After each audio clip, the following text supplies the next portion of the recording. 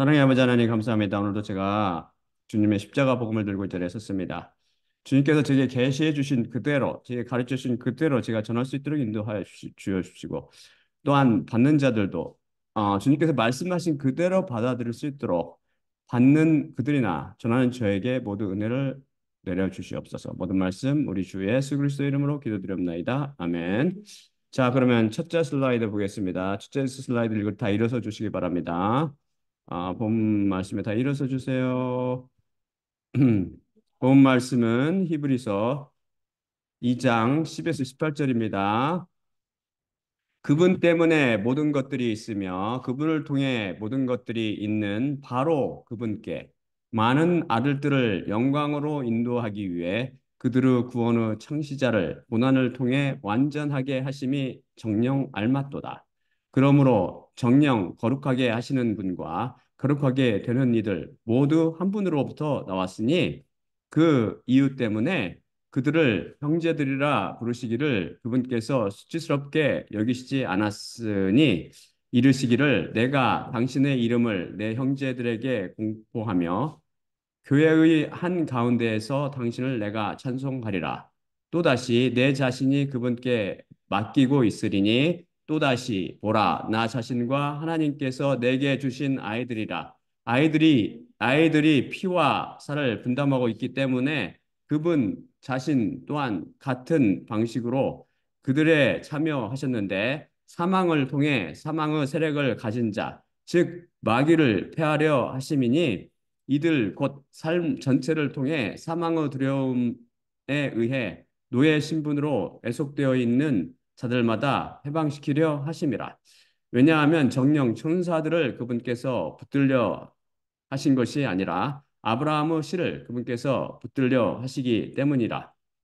그런 이유로 모든 것을 따라 그분의 형제들과 같이 되셔야만 하는데 이는 하나님을 향한 일에 백성의 죄들을 속죄하기 위해 그분께서 자비롭고 신실하신 대제사장이 되시기 위함이라. 그것 안에서 그분 자신께서 시험 당하시며 고난 당하셨으니 시험 당하는 자들을 그분께서 도우실 수 있으시니라. 다 앉아주시기 바랍니다. 본문 말씀을 제가 차근차근 살펴보면서 해석해 드리겠습니다.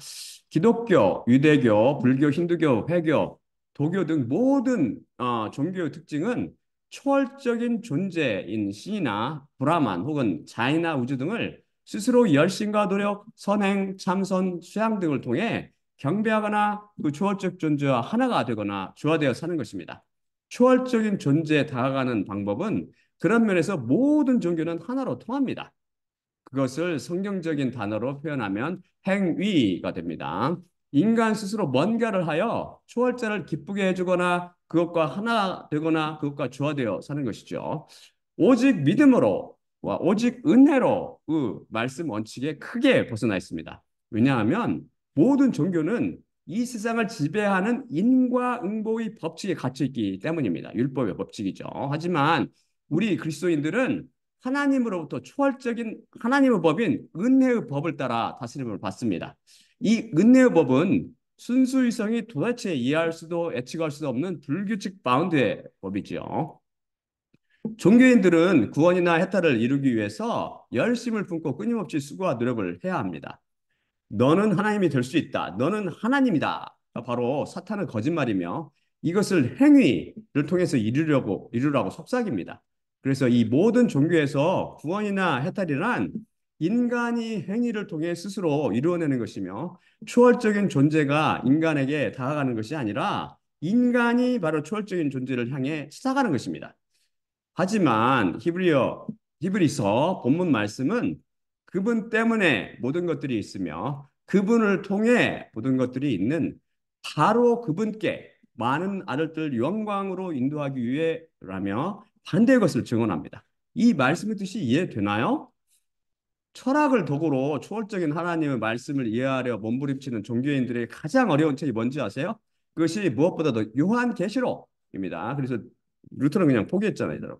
그 다음이 히브리서와 루터뿐만 아니라 많은 소위 개신교의 그 리볼루셔니스트, 리포미스트 그 사람들이 종교 개혁가들이 다 포기한 책이죠.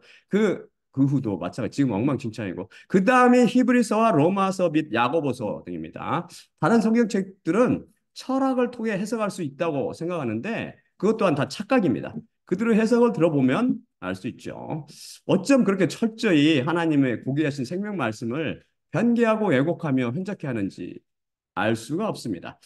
이성을 통해 초월적인 것을 이해하려 드니 어불성설 곧 말이 조금도 사리에 맞지 아니합니다.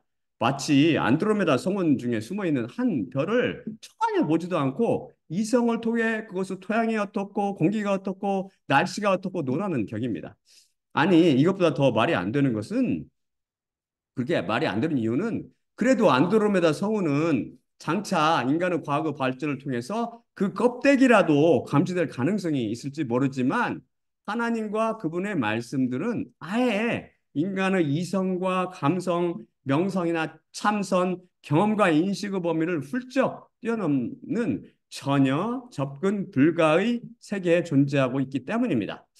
우선 히브리서 말씀 중 그분 때문에 모든 것들이 있으며가 무슨 뜻입니까? 여기서 그분이란 하나님을 가리킵니다. 만물이 하나님을 위해 존재한다는 말씀입니다. 하나님 한 분만 하나님이시오. 만물은 하나님을 위해 존재하기에 에히에 아쉘 에히에 즉 나는 나인 나다의 하나님 한 분만 나가 있는 것입니다. 우리는 그 나에 정속되며 복종하는 피조물일 뿐입니다. 그분을 위해 지어졌다는 것 자체가 사실 커다란 영광입니다. 그래서 창조 때에는 피조물 속에 나가 없었어요. 나가. 그것이 우리의 본래 모습이지요. 우리는 피조물로 하나님께 의존적인 존재로 창조되었습니다. 우리가 생명의 근원이신 하나님께 붙어 있을 때 포도나무가 아니면 포도가지가 포도나무로부터 진액을 받듯 살아남고 또한 열매를 맺게 됩니다. 그런데 교만은 바로 이런 본연의 모습을 망각하게 하여 우리를 하나님으로부터 떼어내어 피조물이라는 본래 위치에서 하나님의 위치에 올려놓는 것입니다. 교만이 나를 만들어냈죠. 원래 우리는 하나님을 섬기며 찬양하도록 하나님의 뜻에 따라 지어진 하나님의 수속된 하나의 피조물일 따름이었지요. 이 피조물 하나하나가 다른 것들과 조화를 이루며 하나님께서 맡기신 일을 할 때 하나님 보시기에 좋고 온전한 것이 됩니다. 이것이 바로 피조물의 본래 모습이요 질서이며 하나님이 보시기에 좋았더라의 상태입니다. 나가 없는 상태이며 그 누구도 나를 주장하지 않고 피조물 본연의 모습을 지키며 하나님께 전적으로 복종하는 상태이기 때문입니다. 천사들이 좋은 예가 됩니다.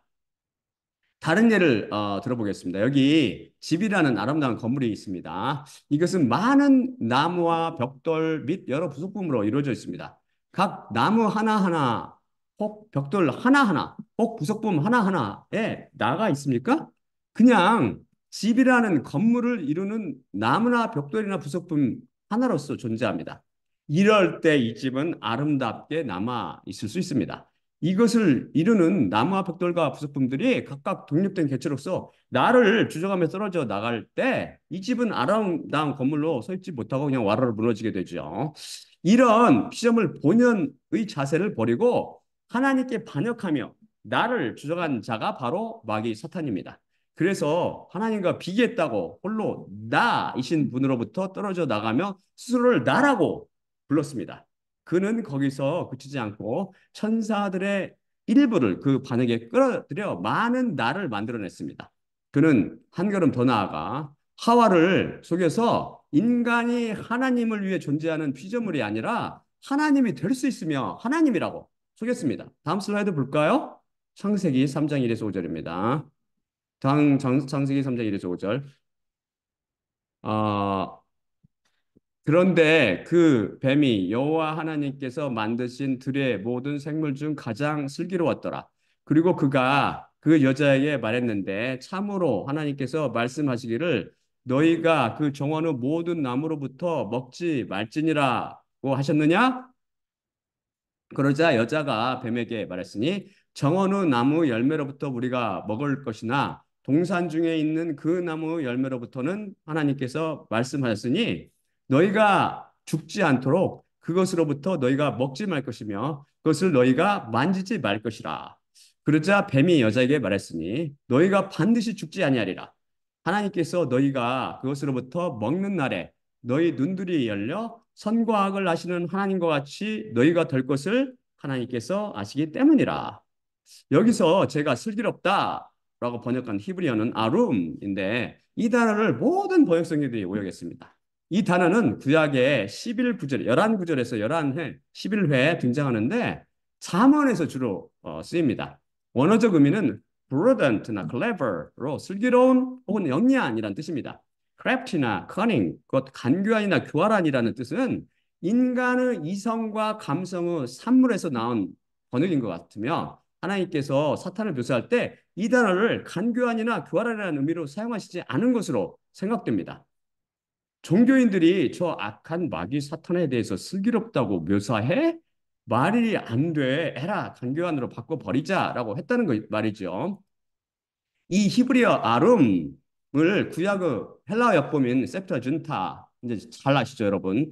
septuaginta가 프로니모스라는 헬라어로 번역했는데 이 단어의 뜻은 원어적 의미는 pertaining to understanding associated with insight and wisdom으로 즉 통찰력과 지혜와 관련된 이해에 관한이라는 뜻을 가지며 간략히 prudent 슬기로운이라는 뜻이 됩니다. 예수님께서 마귀 사탄을 묘사하실 때 이 동일한 단어 프로니머스를 쓰셨습니다. 다음 슬라이드 볼까요? 마태복음 10장 16절입니다. 마태복음 10장 16절입니다. 아, 보라, 내 자신이 너희를 늑대들 가운데 양들을 보내는 것 같이 보내노라. 그러므로 뱀들처럼 슬기롭고 비둘기처럼 결백하라. 뱀, 곧 마귀는 슬기롭게, 즉 그 통찰력과 지혜와 이해력을 동원하여 사람을 미혹하여 그 영혼을 죽입니다. 사람을 환히 파악하는 것이죠. 이것을 예수님께서 슬기롭다고 말씀하십니다. 우리가 인간의 영혼을 구원하고자 할 때 뱀처럼 슬기롭게 하되 반드시 성령님이신 비둘기처럼 죄 없이 결백해야 합니다. 선을 행한다는 구실 아래 아무리 적을지라도 악을 허용하면 안 된다는 말씀이죠. 뱀이 하나님께서 창조하신 들의 생물 중 가장 슬기로웠다는 것은 마귀가 창녀에 속한 이 세상에서 가장 슬기롭다는 것입니다. 즉 인간들 중 그 누구도 통찰력과 지혜와 이해력을 두고 그와 겨루어 이길 수 없다는 것이죠. 제가 초등학교 때 삼국지에 푹 빠져 여러 번 반복해서 읽었는데요. 거기에 보면 유비 현덕의 전술 참모로서 제갈 공명과 조조의 전술 참모로서 바로 사마 중달이 등장하는데 이들의 대결 장면이 여러 번 나옵니다. 싸울 때마다 항상 제갈 공명이 이기죠. 그가 한수임입니다. 심지어 제갈공명이 병들어 죽기 전에 사마 중달을 처붓을 무술을 아민 전술을 남기고 죽는데 그 전술 그대로 사마 중달이 말려들어 산 중달에 죽은 공명에 하게 되지요. 그래서 사공명 주생 중달이라는 한자성어가 탄생했습니다. 즉 죽은 공명이 산 사마 중달을 쫓아낸다는 의미죠. 마귀와 인간의 대결은 공명과 중다르 차는 훌쩍 넘어서 믹스 마셜 아츠 MMA라고 그러죠. MMA 즉 종합 격투기 세계 챔피언과 갓난 아기가 대결하는 것으로 비유할 수 있을 거나요? 그 정도 게임이 안 된다는 말씀이죠. 그래서 저 악한 마귀와 머리로 싸우거나 그와 타협하는 행위는 자기 영혼을 파는 행위요. 그것을 음부와 지옥에 던지는 미련한 행위입니다. 여러분이 아무리 세상을 꿰뚫는 통찰력과 소크라테스, 지혜와 의지를 품는 이해력을 가지고 있어도 마귀의 밥입니다. 하나님께서 들에서 뱀을 가장 슬기롭게 만드셨기 때문이죠. 그런데 이 악한 마귀는 이 뛰어난 슬기를 하나님을 반역하며 인간을 멸망시키는데 사용한 것입니다. 옛날에 사탄에 대해 연구한 어떤 미국 신학자의 책을 읽었는데 그에 따르면 어떤 개신교 선교사가 일본에 선교를 갔답니다. 그런데 어떤 막강한 귀신이 나오는 절이 산에 있다는 소문을 듣고 그 귀신을 쫓아내려 당당히 산에 올라갔대요. 그리고 그는 그 이후 미쳐서 즉 정신병자가 되어서 산을 내려왔습니다. 그가 뭘 받는지는 모르지만 이렇듯 종교는 무능하기 때문에 마귀의 쫄병 하나도 이기지 못하는 것입니다. 다른 복음으로 귀신이 도망갑니까? 귀신을 쫓아내는 종교인들과 쫓겨나는 귀신들은 다 연극입니다. 짜고치는 고스톱이죠. 속지 마세요. 마귀의 미혹입니다. 사도행전 19장을 보면 유대의 대제사장 스게와의 일곱 아들이 바울이 전하는 예수님의 이름을 빌어 악한 영을 쫓으려 하는데 그 악령이 정령 예수님을 내가 알며 바울을 내가 알고 있으나 너희 자신들은 누구야? 누구냐? 라면서 아들들에게 뛰어들어서 그들을 이기고 제하고 그들을 발가벗겨서 상한 알몸으로 도망치게 합니다. 유대교인 일곱이 악령 단 하나를 못 당한 것이죠. 이렇듯 종교인들은 악령의 밥입니다. 밥. 제가 한국에 있을 때 청계산 인가로 가족이랑 산행을 갔습니다. 하산하는 길에 그 산 입구에 어떤 스님이 내려오는 사람들에게 시주, 그 돈으로 공양하라고 말하고 있더군요. 그런데 저를 쫙 쳐다보자마자 할렐루야! 라면서 고개를 몇 인사하더라고요. 그래서 제 가족도 놀랐고 저도 놀랐는데요. 속으로 역시 귀신들도 유로부터 난 사람을 알아보는구나 라고 생각했던 적이 있었습니다. 제 안에 계신 성령님 때문이겠지요.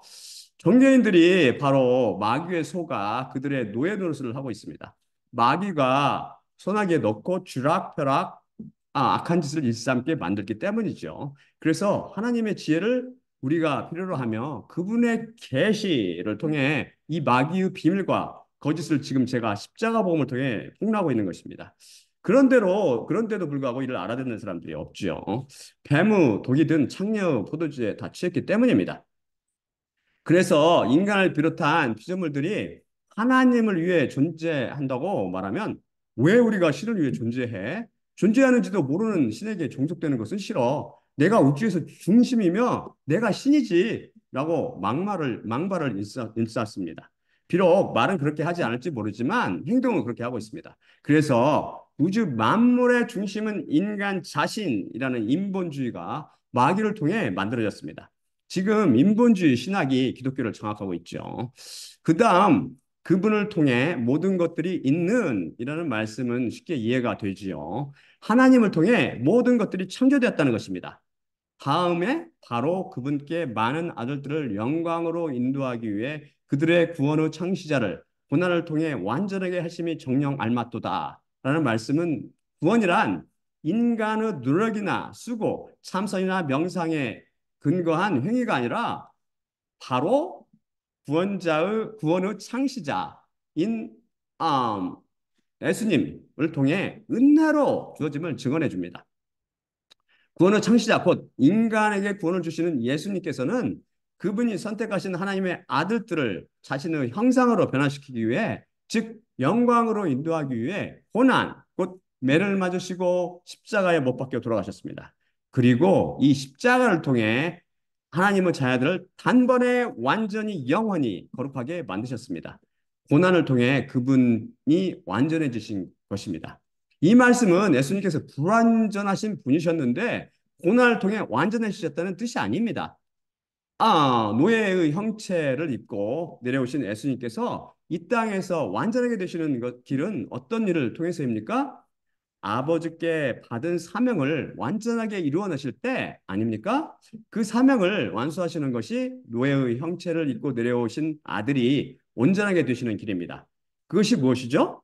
고난, 즉 십자가를 통해 그분이 완전하고 영원한 숙제를 이루어내심으로 하나님께 바쳐진 제물로 하실 일을 흠없이 완성하시는 것입니다. 이것을 성경이 바로 그분께 많은 아들들을 영광으로 인도하기 위해 그들의 구원의 창시자를 고난을 통해 완전하게 하심이 정녕 알맞도다라고 증언하는 것이죠. 다음에 그러므로 정녕 거룩하게 하시는 분과 거룩하게 되는 이들 모두 한 분으로부터 나왔으니 그 이유 때문에 그들을 형제들이라 부르시기를 그분께서 수치스럽게 여기시지 않으셨으니 라는 말씀인데 이해됩니까? 거룩하게 하시는 분은 물론 우리를 십자가의 피를 통해서 거룩하게 하시는 분이신 예수 그리스도를 의미합니다. 거룩하게 되는 이들은 그분의 피로 거룩하게 되는 그리스도인들을 일컫고요. 그럼 왜 예수님과 그리스도인들이 모두 한 분으로부터 나왔습니까? 모두 피에 담가지는 말씀이신 여호와 예수 그리스도로부터 나왔기 때문입니다. 그래서 우리를 거룩하게 하시는 예수님도 거룩하게 된 우리 그리스도인들도 모두 한 형제가 되는 것입니다. 이렇게 하나요 형제 어떻게 하나요 형제가 됩니까? 바로 한 혈통 예수님의 말씀에서 또한 예수님의 피에서 나왔기 때문입니다. 신비스러운 비밀이죠. 종교인들이 절대 모르는 비밀입니다. 여기서 여기에 자기가 아끼고 사랑하는 애완견 바둑이가 있다고 칩시다. 우리 어렸을 때 기르는 개 이름이 바둑이었어. 바둑이. 가족이나 친구들에게 바둑이가 내 형이야 라고 말하는 사람 있을까요? 더 나아가 가족이나 친구뿐만 아니라 세상 사람 모든 사람들에게 바둑이는 우리 형이야 라고 이렇게 말하는 사람은 아무도 못 받고 있다면 이상한 눈으로 쳐다볼 것입니다. 무엇보다도 개를 형제 취급하는 것이 수치스럽기 때문입니다. 왜 그렇죠? 사람과 짐승은 등급이 다르기 때문이죠. 사실 개를 비롯한 모든 짐승은 하나님께서 인간에게 먹으라고 먹거리를 주셨습니다. 아니, 무정하고 잔인하게 어떻게 저 사랑스러운 개를 먹거리를 주고 전락하십니까? 당신 혹시 보신탕 애호가 아니세요? 우리 집 바둑이는 우리 가족과 같습니다. 라고 말할 사람이 제법 많겠지만 그런 생각은 안타깝게도 자신도 몰랐겠지만 사탄 사상이 그 뿌리이며 모든 것이 아트만으로 브라만과 같이 초월적인 자, 곧 영혼을 갖고 있다는 범아 이려를 주장하는 힌두교 사상이요. 살생을 금하며 윤회를 주장하는 불교 사상이고 인본주의 사상을 한 모습입니다. 겉으로는 동물 사랑이라는 이름으로 그럴듯하게 치장되어 있지만 그것은 하나님의 말씀을 정면으로 대적하는 마귀의 사상입니다. 이런 식으로 지금 세상을 장악하고 있는 사랑은 성령 말씀에 바탕한 하나님의 사랑이 아니라 그것에 도전하는 계명성 사탄의 사랑입니다. 다들 종교와 인본주의에 속아 거짓 사랑과 참 사랑을 분별하지 못합니다. 다음 슬라이드 볼까요? 창세기 9장 1에서 7절입니다. 창세기요, 창세기. 아, 그리고 하나님께서 노아와 그의 아들들에게 축복하셨고 그들에게 그분께서 말씀하셨으니 열매를 맺으라. 그리고 증가하라. 그리고 그 땅을 채우라. 그리고 너희를 두려움과 너희에 대한 공포가 땅의 모든 생물 유와 하늘의 모든 새 유와 흙에서 기는 모든 것 안과 바다의 모든 고기들 안에 있으리니 너희의 손에 그들이 주어졌노라. 모든 살아있는 기는 것은 너희에게 식물의 잎처럼 먹거리가 되리니 모든 것을 너희에게 내가 주었느니라. 정령 살과 그것의 영혼 곧 그것의 피를 함께 너희는 먹지 말라. 그리고 정령 너희의 피를 너희의 영혼들을 위해 내가 구하리라. 모든 생물의 손으로부터 그것을 내가 구하리니 사람의 손으로부터 남자 곧 그 형제의 손으로부터 내가 사람의 영혼을 구하리라. 사람의 피를 흘린 자는 사람에 의해 그의 피가 흘려져야 하리니 하나님의 형상 안에서 사람을 그분께서 만드셨기 때문이라. 너희 자신들은 땅 안에서 열매를 맺으라. 그리고 증가하며 때를 짓고 그 안에서 증가하라. 분명하죠.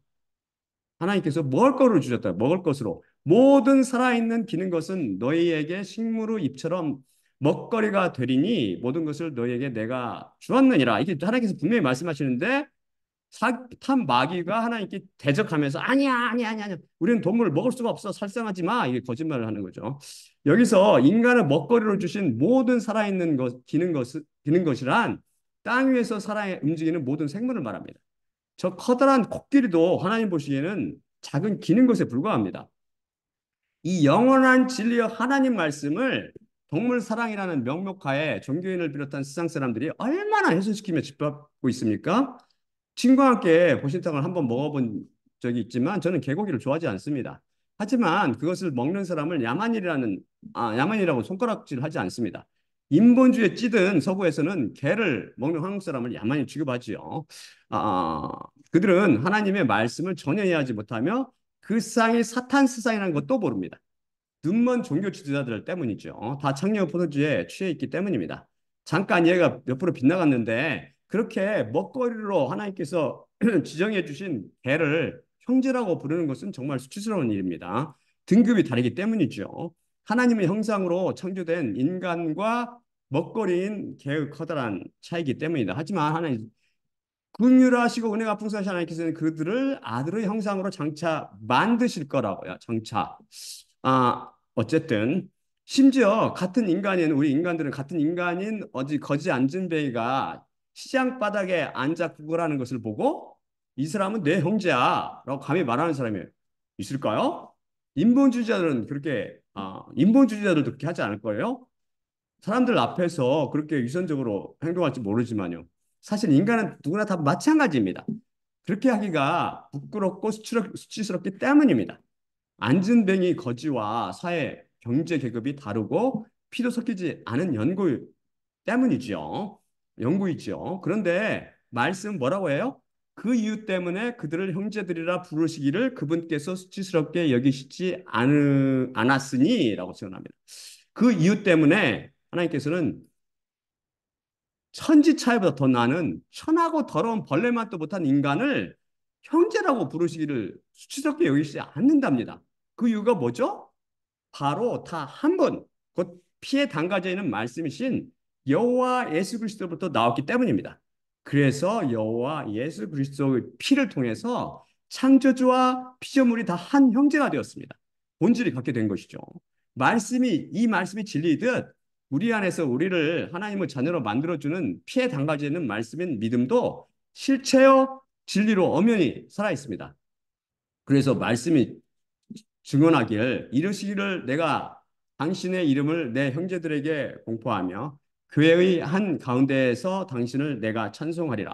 또다시 내 자신이 그분께 맡기고 있으리니 또다시 보라 나 자신과 하나님께서 내게 주신 아이들이라. 예수님께서 오셔서 하나님의 이름을 가르쳐 줬습니다. 즉 하나님께서 어떤 분이신지를 말씀으로 선포하셨습니다.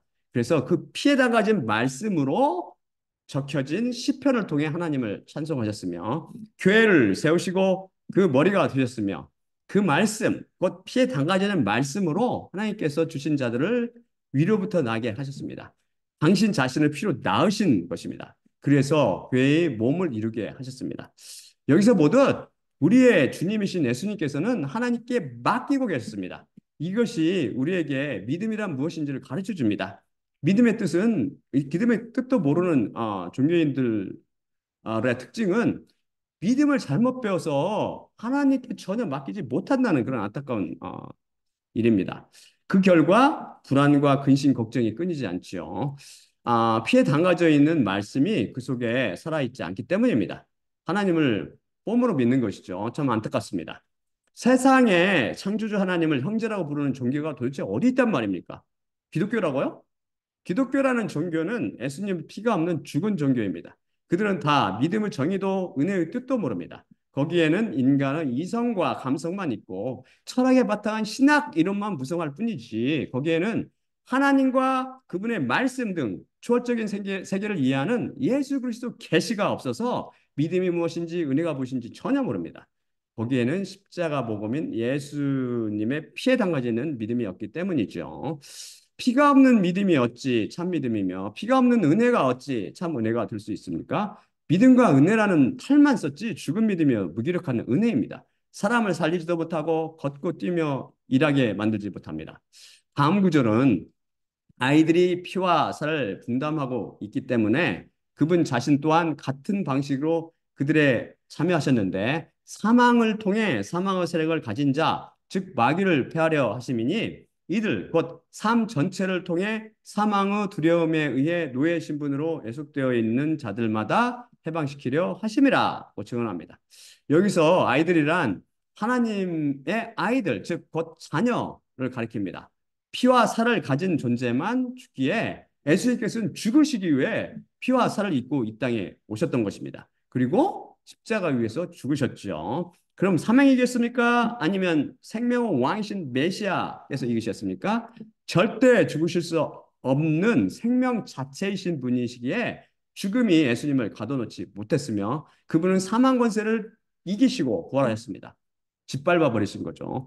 십자가 죽음이 그분의 자녀들을 죽음의 공포와 사망의 권세로부터 해방시켜 준 것입니다. 사망을 통해 사망의 권세를 깨뜨리셨다는 진리가 정말 신비스럽지 않습니까? 전 생각할수록 신비스럽다고요. 이게 진짜로 신비. 종교 탄생은 사실 인간이 만드는 것처럼 보이지만 그 뒤에는 사탄 바위가 숨어 있죠. 왜 종교가 탄생했는지 아시나요? 본문 말씀으로 미뤄볼 때 그것은 바로 죽음에 대한 두려움 때문입니다. 인간들이 죽기를 두려워하며 죽음 이후 세상을 두려워하기 때문에 초월적인 존재인 하나님을 왜곡하거나 그것을 다른 모양으로 만들어낸 거죠. 죽음에 대한 공포를 애써 극복하려 했지요. 죽음에 대한 공포가 종교를 만들어냈고 그 배후에 마귀가 있다는 것을 본문 말씀을 통해 쉽게 추측할 수 있습니다. 인간이 죽음, 곧 사망에 대한 두려움으로 인해 종교 노예가 되고 그 종교를 통해 일평생 마귀를 섬기게 되는 것이죠. 이렇게 종교를 통해 마귀의 노예가 된 인간을 해방시키기 위해 예수님께서 노예의 형상을 입고 인간이 되셨습니다. 그리고 십자가에 달려 돌아가셨지요. 십자가를 통해 사망의 두려움 속에 살며 종교를 통해 마귀의 노예 노릇하는 인간들을 죽음의 공포로부터 해방시키려 하심입니다. 여기서 제가 살로 번역한 헬라어는 sarps인데 여기에는 크게 세 가지 뜻이 있습니다.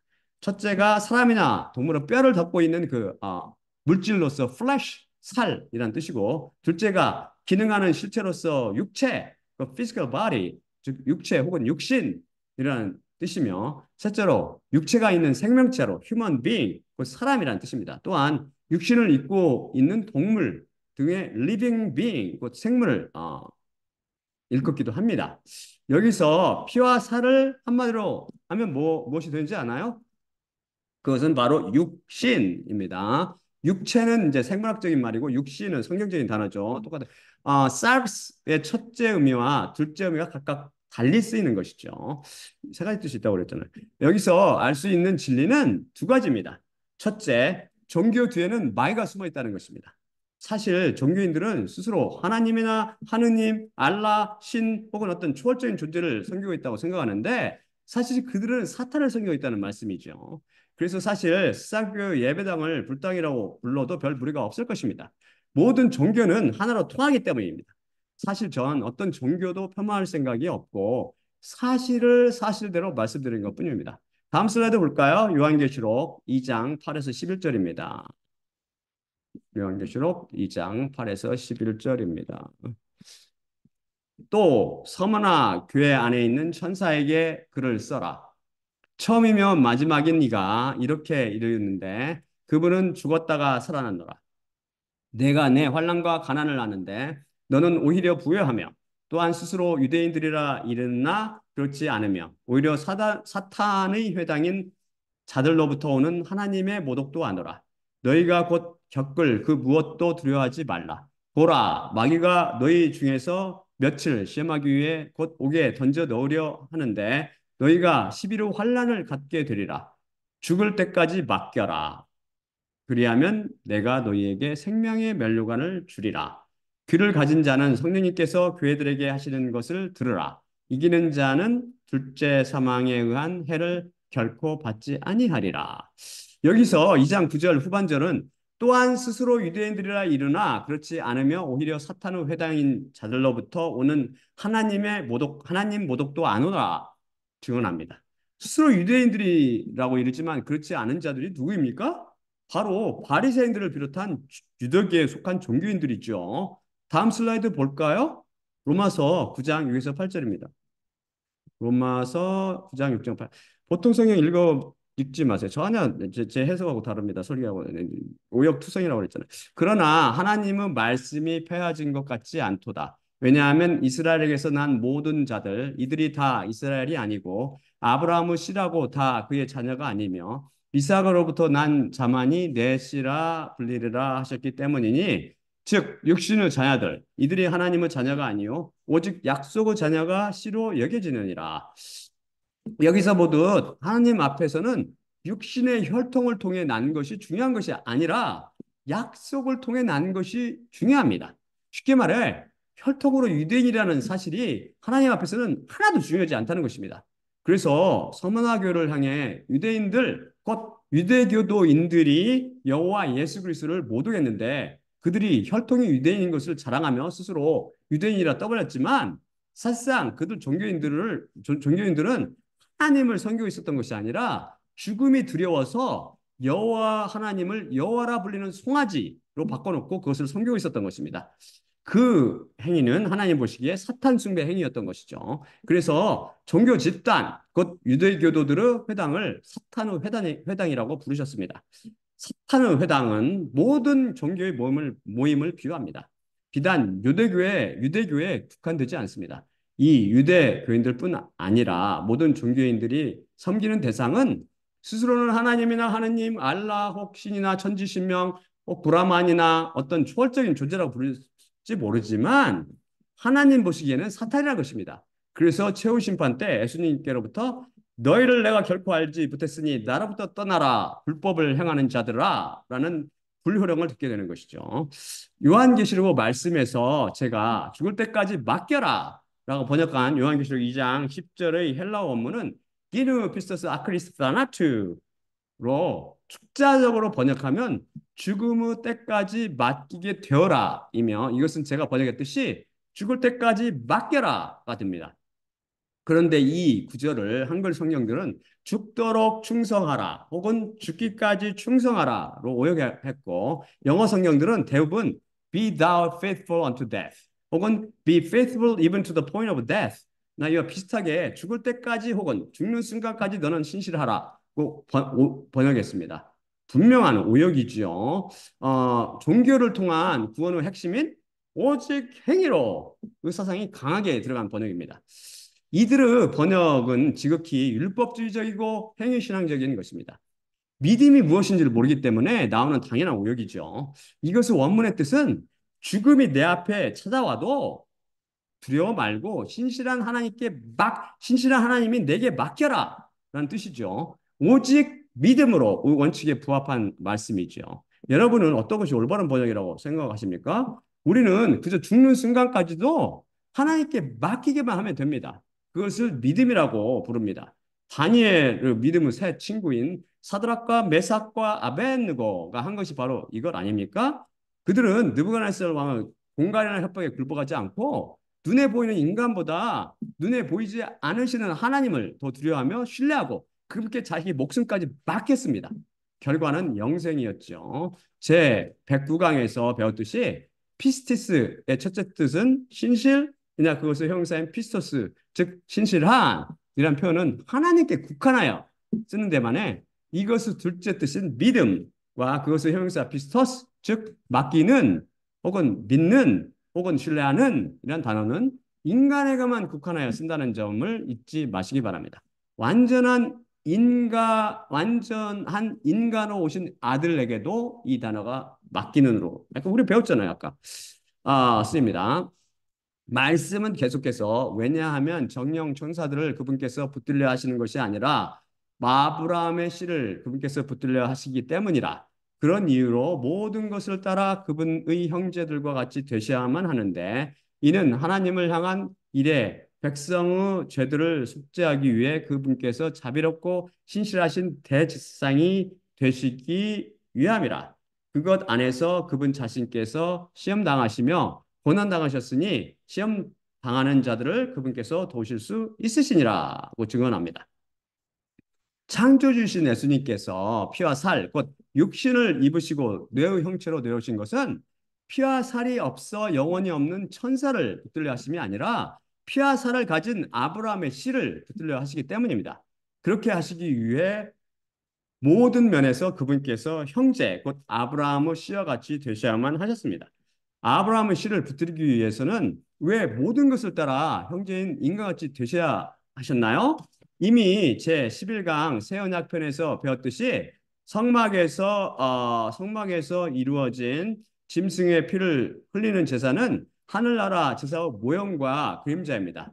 참 것이 아니기 때문에 죄의 문제를 진실로 해결해 주지 못했던 것입니다. 다음 슬라이드 볼까요? 히브리서 10장 1에서 4절입니다.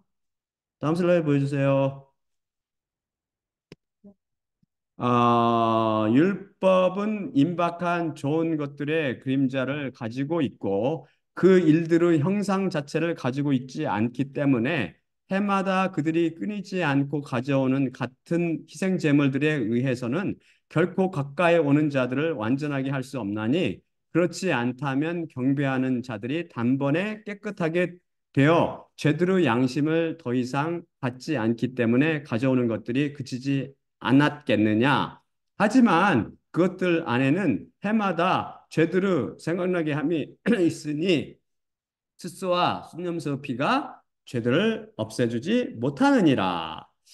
이 구절에 대해서는 하도 많이 살펴봐서 다들 이해를 잘 하실 것으로 생각되지만 간단히 말씀드려 율법에서 명하는 그 제사, 곧 번제, 화목, 번제, 소제, 화목제, 속제제, 속건제, 아, 등은 다 그림자요. 실체, 곧 형상 자체가 아니기 때문에 결코 율법을 통해 제물로 드리는 수소와 순념소, 피가 죄를 없애주지 못한다는 것입니다.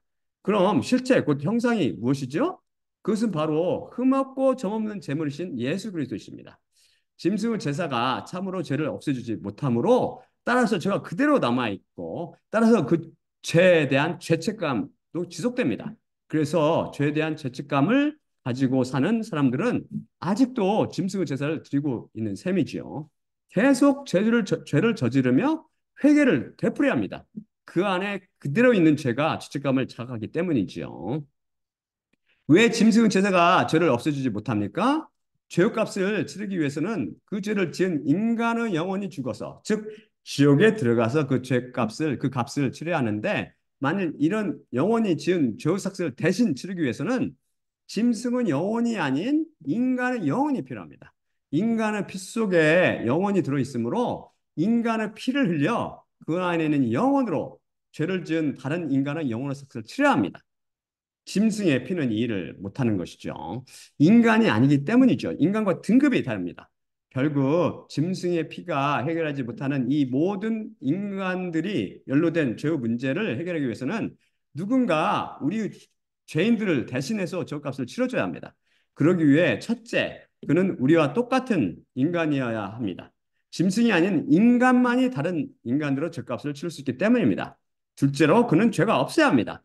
율법이 요구하는 바를 완전히 이룬 의인만이 다른 죄인들의 죄값을 대신 치를 수 있습니다. 마지막으로 그는 피를 흘려 죽어야 합니다. 피 흘림이 없으면 죄의 용서함이 없습니다. 죄의 주체인 영혼이 죄를 지었기에 이 영혼의 죄값을 영혼으로만 치를 수 있습니다. 그런데 피 속에 영혼이 있으므로 그 피를 흘려 다른 영혼의 죄값을 치러야 합니다. 그래서 예수님께서 노예의 형체를 입으시고 내려오셔서 인간이 되셨으며 율법을 한 이오타나 케라야도 빠지지 않고 완벽히 지키셨고 십자가 위에서 사랑을 완성하심으로 죄 없으신 분이 되셨으며 십자가 위에서 피 흘려 돌아가심으로 그분의 영혼으로 우리의 죄값을 치르셨습니다.